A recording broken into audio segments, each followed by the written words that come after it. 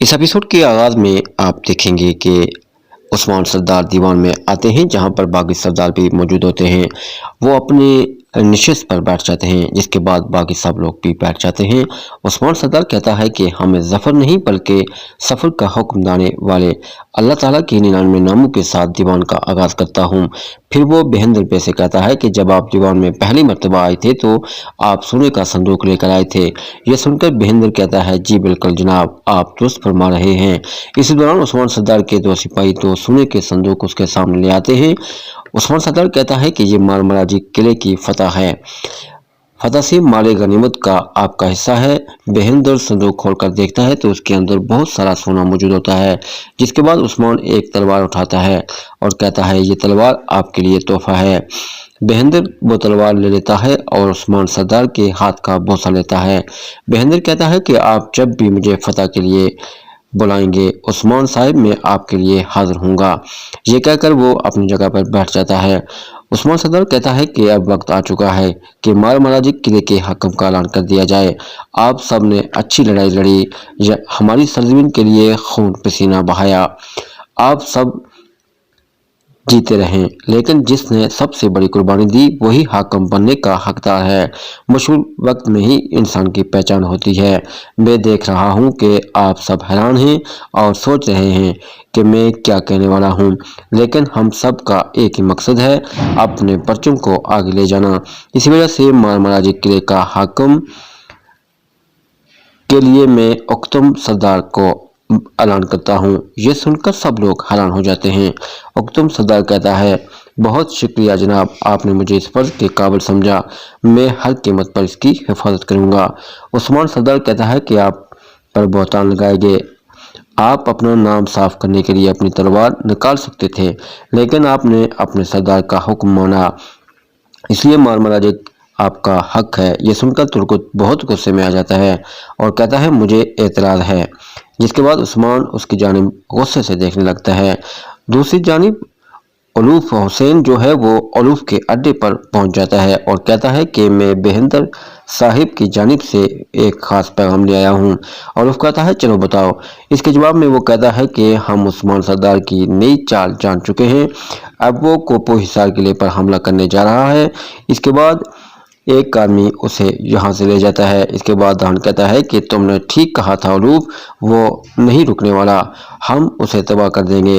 उलूफ कहता है, ये तो हम करेंगे, लेकिन इससे पहले हमने एक और काम करना है, हम सबसे पहले रमोफ को पकड़ेंगे।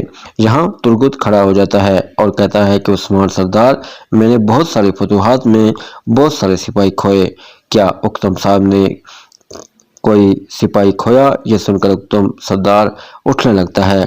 उस्मान सरदार कहता है, नहीं, बैठ जाओ। तुर्गुत कहता है, आप मुझे अच्छी तरह जानते हैं उस्मान साहिब, मैंने हर चीज़ आप पर कुर्बान कर दी है, अपना कबीला, अपने सिपाही, अपनी खातून, और अगर और भी मेरे पास कुछ होता तो वह आप पर कुर्बान कर देता। इस बात पर आपको मालूम होना चाहिए कि मैं तख्त की लालच नहीं रखता, लेकिन तख्त उसी को मिलना चाहिए जो फतह में शामिल था, जिसने खून बहाया। हम मुस्तकबिल में अपने सिपाहियों को किस तरफ ले जाएंगे? उस्मान सरदार कहता है कि हम और भी जगह फतह करेंगे। उक्तम सरदार का भतीजा मारमराजी किले के लिए शहीद हो गया था, इससे पहले वो इस पर गम करते इन पर बहतान लगाए गए, इसीलिए वो मुझे मारमराजी किले के सही हकदार लगे। अब दीवान ख़त्म होता है। ये कहकर उस्मान सरदार वहाँ से जाने लगता है। थोड़ी देर बाद तुर्गुत अपने सिपाहियों के साथ बाहर आता है और गुस्से से कहता है, घोड़े तैयार करो। इसी दौरान बेहंदर वहाँ से आवाज़ देकर उसे रोक देता है और पास आकर कहता है, आपने मुझे मारमराजी से बाहर निकाल लिया था, लेकिन तख्त न आपको मिला और न मुझे। ये सुनकर तुर्गुत कहता है कि आप खुद को क्यों थका रहे हैं, क्या फितना पैदा करना चाहते हैं? हमें तख्त की कोई परवाह नहीं। ये सुनकर बेहंदर कहता है, अगर आपको तख्त नहीं चाहिए तो आप इतने गुस्से में क्यों लग रहे हैं? उस्मान सरदार ने यह वजीफा उक्तम साहिब को दिया तो हम सबको कहना चाहिए कि अल्लाह इसमें बरकत दे।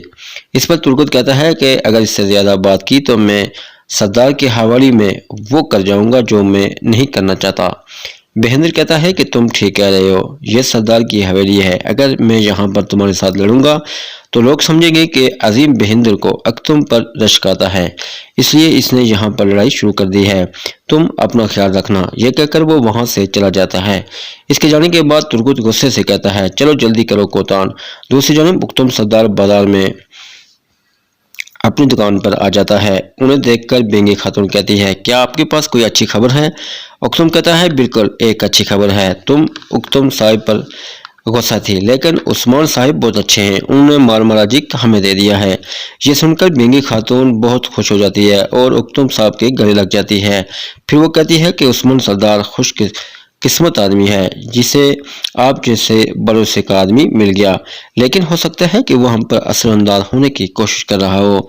यह सुनकर उख्तम सरदार कहता है, वो ऐसा क्यों करेगा? बेंगी खातून कहती है कि उस्मान का भतीजा अख्तमूर हमेशा एलजीजिक का पीछा कर रहा होता है। यह सुनकर उख्तम सरदार हंसने लग जाता है और कहता है कि मैंने सोचा था कि कोई बुरी खबर है, ये तो अच्छी खबर है। उख्तम एक अच्छा लड़का है, वो चाहे तो शादी कर सकते हैं, वो उस्मान साहिब का भतीजा है, एक अच्छा दामाद साबित हो सकता है, और हमारी बेटी क्या वो भी उसे पसंद करती है? ये सुनकर बेंगी खातून कुछ सोचने लग जाती है। दूसरी जानिब एलजीजिक दरख्त के नीचे बैठती है। थोड़ी देर बाद अख्तमूर घोड़े पर सवार वहां पर पहुंच जाता है। उसके आने के बाद एलजीजिक कहती है, तुम बहुत देर से आए हो अख्तमूर। अख्तमूर कहता है, क्या मैं इस खातून से बात कर रहा हूँ जो मुझे भागने नहीं देती? ये सुनकर एलजीजिक कहती है कि अगर तुम आना ही नहीं चाहते थे तो फिर क्यों आए?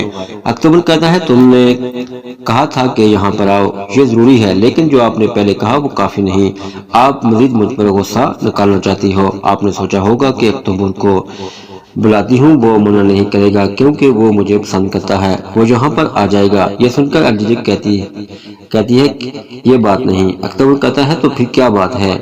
आप मुझे पहले ही बता चुकी है कि आप मुझे पसंद नहीं करती। मैंने आपसे कहा था कि मैं आपके सामने नहीं आऊंगा।